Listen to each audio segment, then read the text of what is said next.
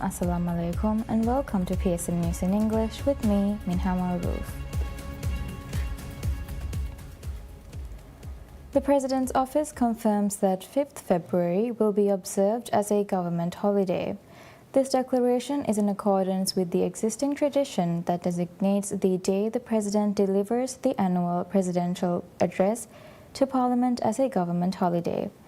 The significant address will take place during the inaugural session of Parliament's first term of the year, scheduled to commence at 9 a.m. on the same day. President Dr. Mohammad Muizzu will attend the sitting and deliver the major policy statement, which will mark his third such address since assuming office. The presidential address is a constitutional requirement under Article 84, mandating the head of state to present a comprehensive overview of the nation's condition and to propose necessary measures for its continued progress and development. Following the address, parliamentary procedure will commence. As per its rules of the procedures, the political party holding the second largest number of seats, which is not affiliated with the President, is tasked with formulating an official reply. This duty falls to either the majority or minority leader of that party. The rules further stipulate that the views of all members must be considered in drafting this response, which must be delivered within 14 days of the presidential address.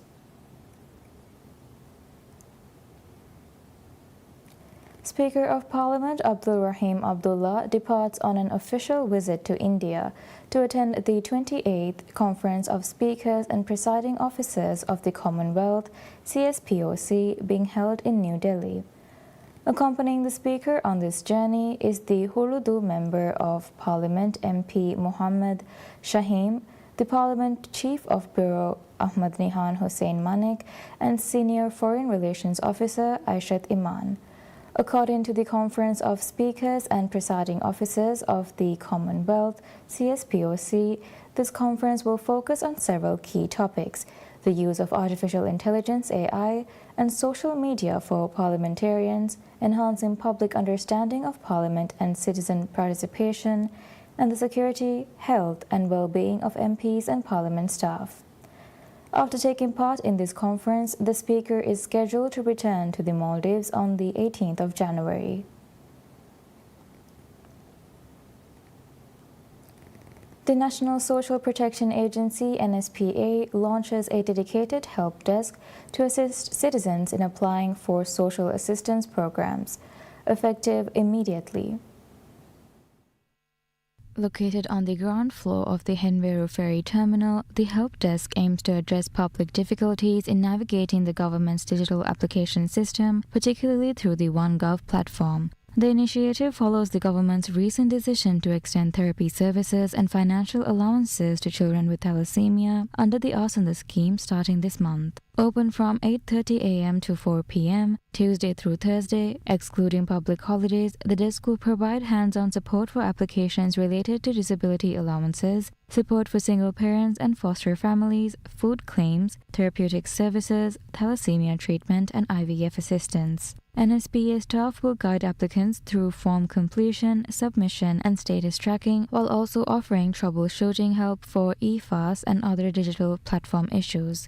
The agency emphasizes that the help desk will ensure a user-friendly, supportive environment to improve access to critical social protection services. The Ministry of Tourism and Environment and the International Renewable Energy Agency (IRENA) holds discussion on environmental protection and the development of renewable energy in the Maldives. The meeting was held in Abu Dhabi and was attended by Minister of Tourism and Environment Tariq Ibrahim and IRENA Director General Francisco La Camera. Discussions focused on further strengthening bilateral relations and ongoing work in the energy sector. The two sides also identified areas of potential cooperation and discussed ways to advance collaboration. The meeting further addressed the shared priorities of Maldives and IRENA in environmental protection and the promotion of renewable energy. Views were also exchanged on the possibility of implementing joint programs.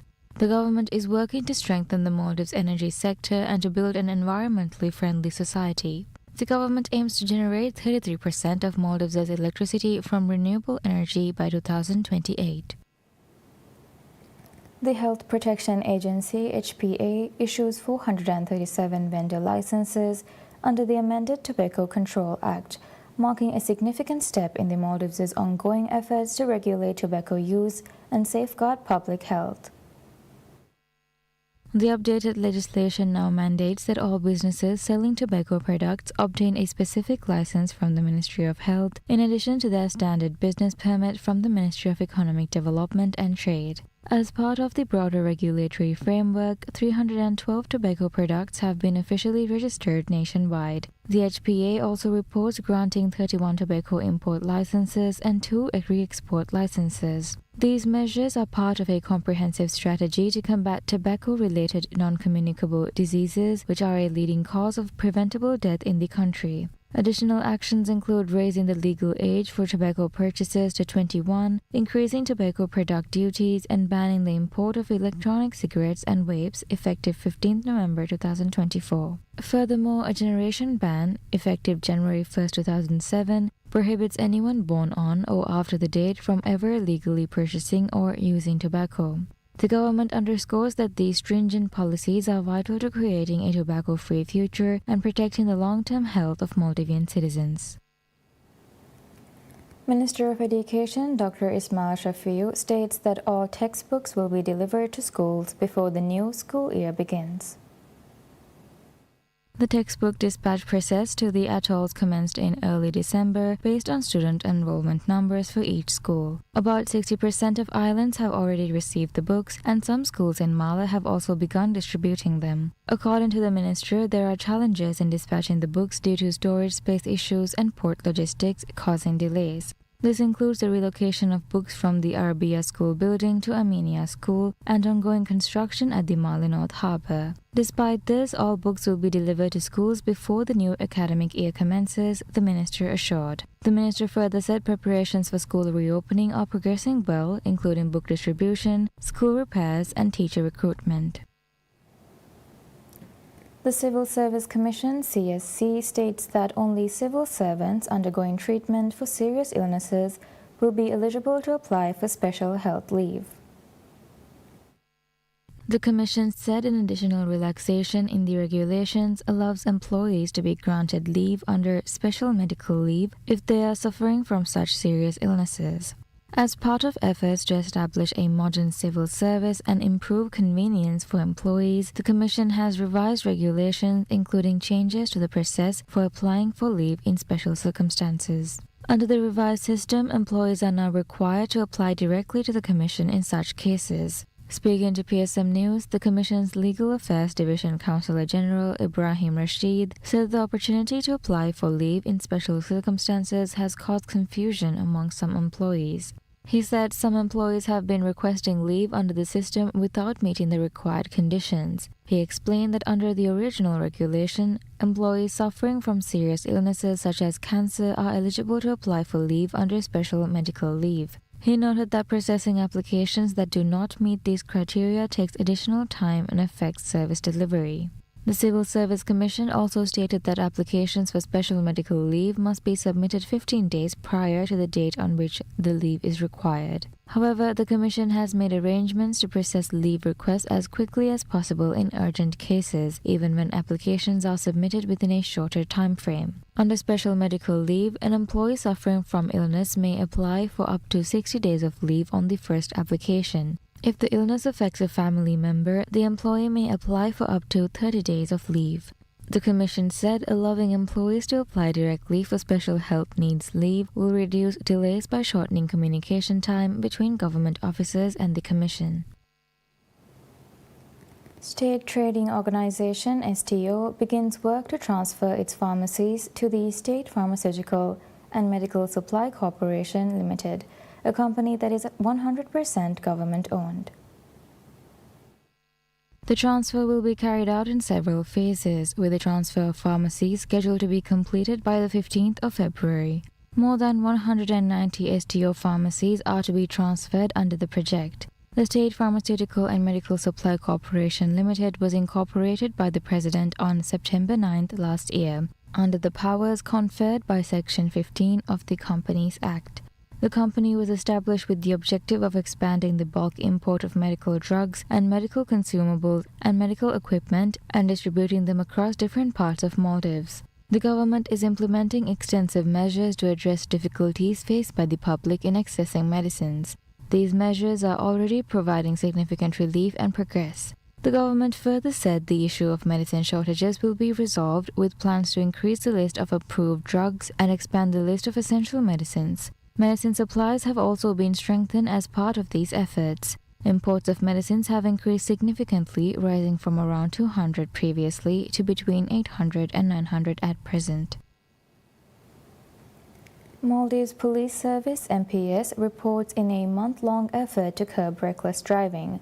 Police inspected 12,424 vehicles and took action against 1,554 for dangerous violations.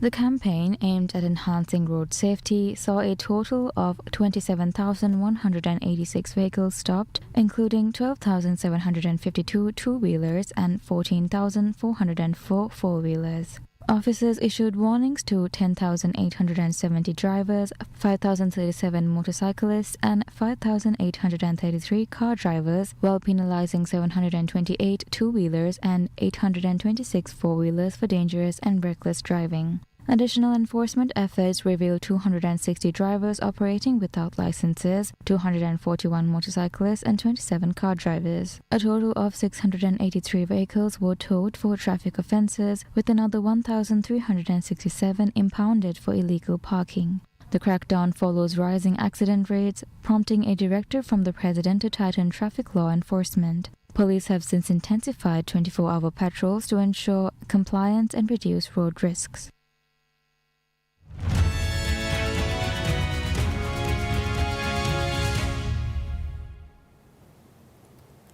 German Chancellor Friedrich Merz stresses the need for a free trade agreement between the European Union and India at a business forum in India's western Gandhinagar city.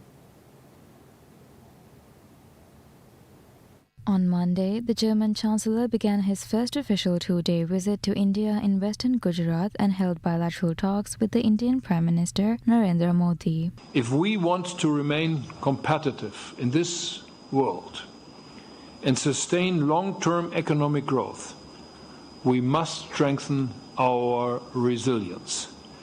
This means partnering with trusted actors, promoting openness and fair competition, and protecting our economic base against one-sided dependencies and their weaponization. Diversification and rules-based frameworks is how to put this approach into practice. For this reason, Germany supports an ambitious and economically meaningful EU-India free trade agreement as a central pillar for stable and future-oriented economic engagement. We cannot let this chance go by. Modi also echoed Merz's stance on the trade agreement, quote, EU, European Union, India Free Trade Agreement is going to be finalized soon. It is going to open a new chapter in our partnership, trade and investment, unquote, said Modi. The two countries also signed various joint agreements on security and defense cooperation, critical minerals, the health sector, and an artificial intelligence innovation center. A delegation of 25 companies is expected to join the Chancellor when he later travels to his second destination in India, the southern city of Bangalore, formerly known as Bangalore, in the state of Karnataka. The city is known as a hub for innovation and high-tech development. India's stock benchmarks inches lower as a drop in Reliance Industries and profit-taking in TCS and HCL Tech after the IT services firm's quarterly results weighed on sentiment. The Nifty 50 fell 0.1% to 25,766.7, while the Sensex shed 0.09% to 83,803.86. Yesterday, also most of the time in the early part of the day and during the second half also to some extent. What we saw, market Sensex was down by almost between 600 and 700 points. But then came the ambassador of US's statement, and that was market perceived that to be a very favorable and an encouraging statement. That is the reason that we saw huge recovery yesterday, and from that 600 points plus -2, we saw 200 points plus in Sensex. Both benchmarks had opened about 0.4% higher. They rose 0.4% each on Monday after declining for 5 consecutive sessions, as expectations grew that India-US trade talks could regain momentum after a US envoy said that New Delhi and Washington would discuss trade issues in a call later in the day. The S&P 500 and Dow registered record closing highs, with shares of technology companies and retailer Walmart gaining, and as investors mostly brushed aside concerns about the U.S. Justice Department's criminal investigation of Federal Reserve Chair Jerome Powell. Technology was among the day's biggest sector gainers. Shares of Walmart jumped, giving a boost to the S&P 500 and the Nasdaq, where the retail giant moved its stock listing last month from the NYSE. Walmart is set to join the Nasdaq 100 index on January 20th, a shift that could draw in billions of dollars from passive index funds. Stocks had opened lower on the news surrounding Powell. The Justice Department's threat of indictment ostensibly focused on comments Powell made to Congress about a building renovation project, ramped up concerns about the Fed's independence. Powell called the move a pretext to gain more influence over interest rates that President Donald Trump has pressed to cut sharply since he took office in January 2025. Investors are also looking ahead to the fourth quarter U.S. earnings season, he said, which unofficially begins with results from J.P. Morgan Chase and other big banks. The S&P 500 gained 10.99 points or 0.16% to end at 6,977.27 points, while the Nasdaq Composite gained 62.56 points or 0.26% to 23,733.90. The Dow Jones Industrial Average rose 86.13 points or 0.17% to 49,590.2.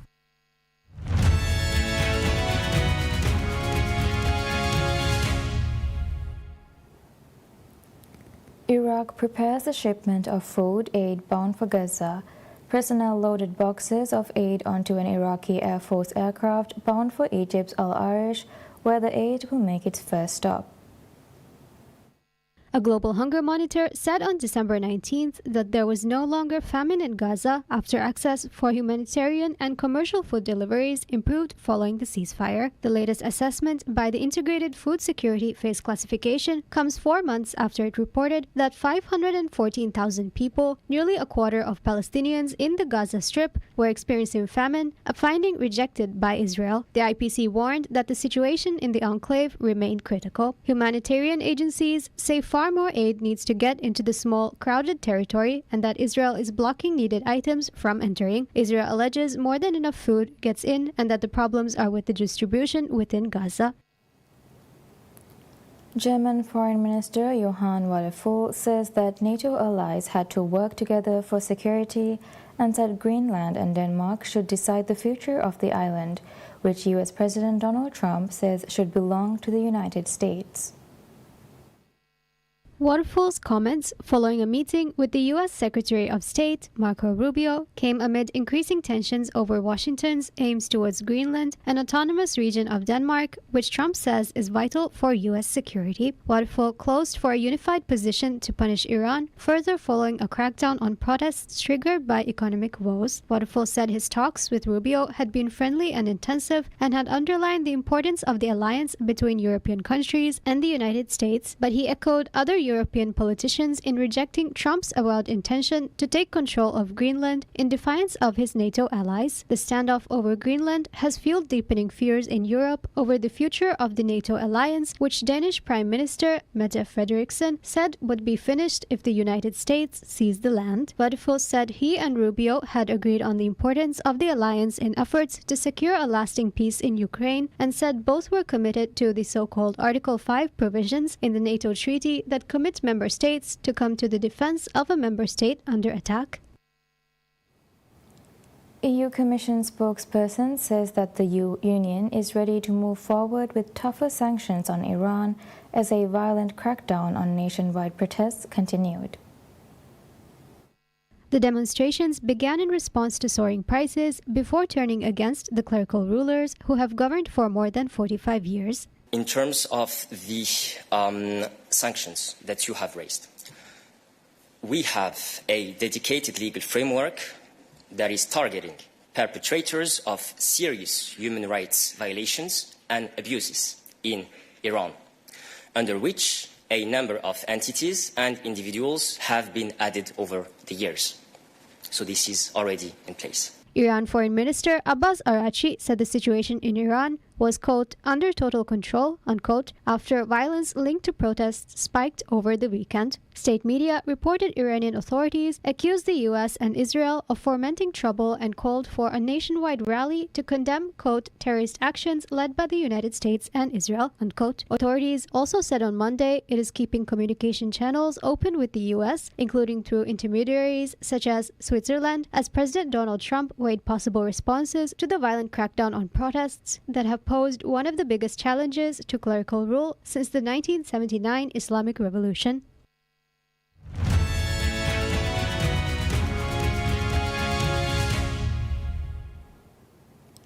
The Olympic torch relay visits the highest peak in the Alps, Mont Blanc, on the border with France as it continues its journey through Italy in the lead up to the 2026 Winter Games.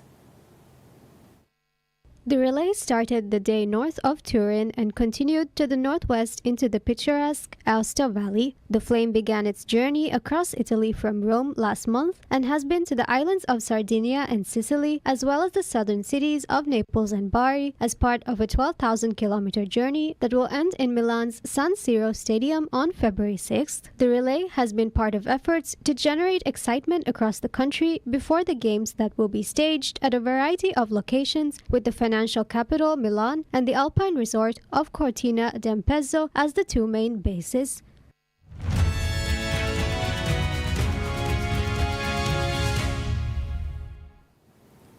The 3-ton observatory dome at the top of the landmark Round Tower in central Copenhagen is lifted down as a major restoration operation gets underway. The observatory's copper roof had begun to take in water, making restoration and future-proofing necessary. In this scale it looks very easy, but they took the top off and put it down on the street to give it new copper.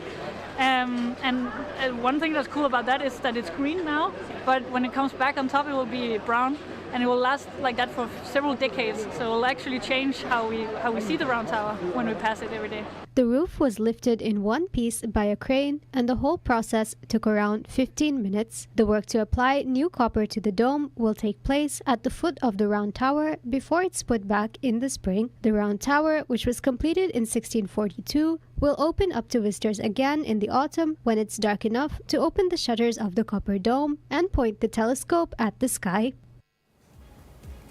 And that's all we have for now. Thank you for watching. Wish you all a pleasant day ahead.